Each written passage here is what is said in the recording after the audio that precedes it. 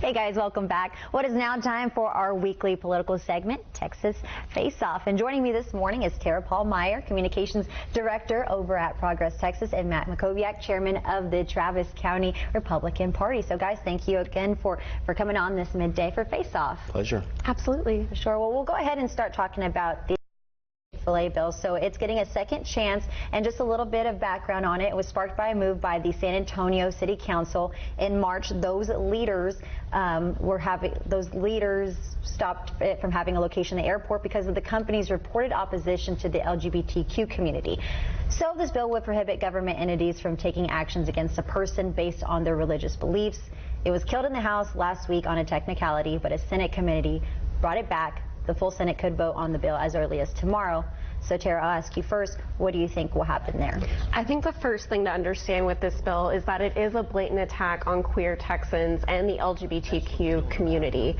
We're really appalled, I would say, by the Senate bending over backwards to try to get this bill heard as fast as they can, and not really allowing enough notice or ample time to actually hear the voices of LGBTQ Texans and hear their thoughts on it. They didn't really allow any testimony on this bill to be heard, so we're looking forward to making sure that they do hear the voices of LGBTQ Texans and make sure that we are able to stop this bill. All right, Tara, thank you. And Matt, same question for you. What do you think will happen next with this? I think it's going to pass the Senate, and I think if it gets a vote on the floor of the Texas House, it'll pass there as well.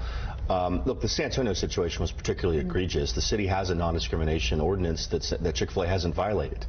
And they made a ridiculous argument, basically, that because they're not open Sunday, they didn't want any business at the airport that's not open on Sunday, which, of course, is an attack on religious freedom, because Chick-fil-A does that because they believe Sunday's a day of rest, and they give their employees off on Sunday. This is also a decision that's hurting the city of San Antonio. Chick-fil-A makes more money than the four largest fast food chains combined per store. So they make more money in 6 days than Subway and McDonald's and Wendy's make in 7 days. So this is ridiculous. There is really no argument here. This would be broadly popular with the public. On a point of order technicality in the House last week, but that's I think not going to hold it up.